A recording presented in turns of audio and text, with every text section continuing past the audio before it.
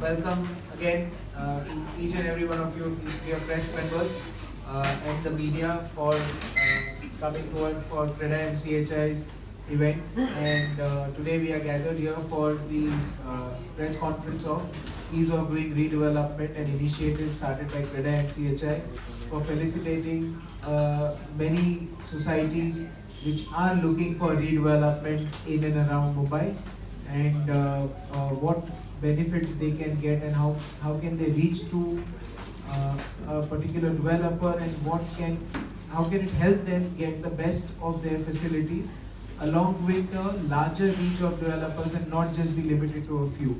So I would request our President, Mr. Dominic Romel, to give you further details about this entire ease of doing redevelopment, which the initiative taken by us, and then we'll take this question and answer session which we have. Thank you. Good evening all. Welcome to the EODR 2, which is more focused on redevelopment. Just to give you a small summary, that we are this time acting more participation from the PMCs. There are number of 100 of them, and builders we have just restricted because people wanted to have more knowledge of how the redevelopment is going to happen rather than appointing a developer.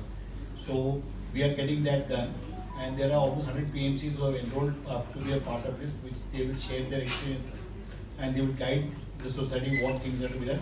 And we are having almost around 30 developers to come in. But more interesting, what are the bottlenecks for redevelopment? Why certain land parcels are getting lesser FSI? What benefits can come from them? Like we are having a session of simulation where the people who are consultants to Mumbai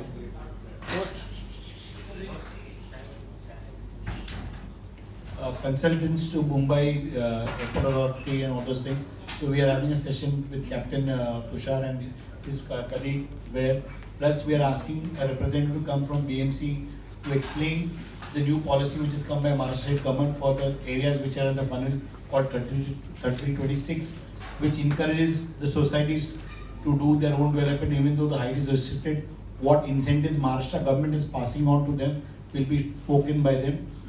Then we are looking also to talk by a Deputy Chief Engineer from BMC, who will encourage with the clarity of 3320. He will give you the aspects of what is 3320, what are the benefits for the society, whether the society should use 3311 or 3320. He will try to distinguish those factors. Mr. Munge is there, Nandakan Munge. He is going to be there. We are hoping to get somebody from SRA also, so he can talk, because every society wants to get the optimized value for their land, because then again the redevelopment will happen 30 years later or 40 years later, depending on this part of it.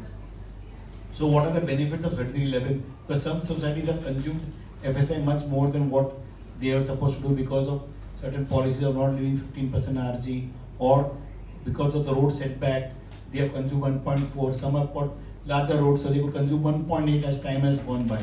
So all these things are going to be those nitty-gritties which societies are not being able to develop. Also, we are trying to encourage them to understand which maths works for them, which DCR they should go in, which particular conduct, not just 30, but there are different elements from it. So these things we are trying to encourage the societies, make them aware of the studies, and take the expert opinions of all this is what we are looking to do on the part of it. So societies, we have almost enrolled around 3,100 people. We have got UID numbers. So 3,100 societies are registered. No, sorry, UID numbers are being given, I'm saying. And we are looking at a target of doubling it to almost around 5,000. Last time we did it was around 2,500. Yeah, 2,000. So we are looking to have 5,000 societies being registered to us and coming. And they are coming in a good number, so hope they have. Plus, a lot of people coming just walking through. We are also trying to see, though we are pressed with time, we are trying to give them a guidance of how the redevelopment process starts. So what is that, how is the HGM should go, what is the agenda to be done, what things required, how they need to qualify an advocate, how they qualify a PMC. So we're working backhand on that. We're trying to talk to one or two advocates who will give their demonstration, not advocating their name, but societies to understand what are the points, so how they should select a PMC, what is the importance of 79A, and all these aspects are going to be discussed there. Plus we have Amit Mehta also who's come and talk about legally. So we have a good panel, and we'll be trying to discuss a bit of cluster development. What is cluster, how cluster can be performed, what is the benefits of cluster. We try to talk with the panelists also there. So these are the points we are discussing.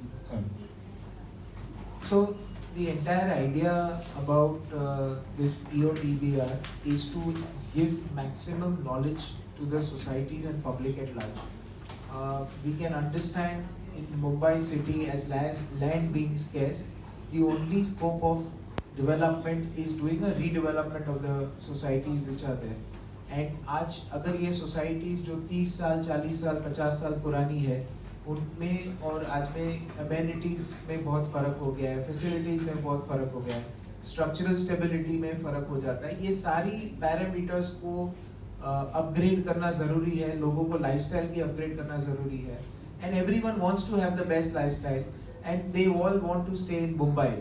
Now making all this possible is only doing a redevelopment business, and with that is the entire benefit what we want to give to public at large. As an association, our duty is to make them aware about how they can get the best value of their plot, what are the possibilities of doing it, and we have not only kept and today if I'm just giving you an example कि अगर मेरे को मेरी society redevelopment करनी है तो मैं 10 या 15 या 20 डेवलपर को बुलाऊंगा. यहाँ पे we are calling 30 developers who will be showcasing what each developers have done over their particular career to make some societies, or have they done, or with their brands. We have very big brands coming across and showing the strength of redevelopment.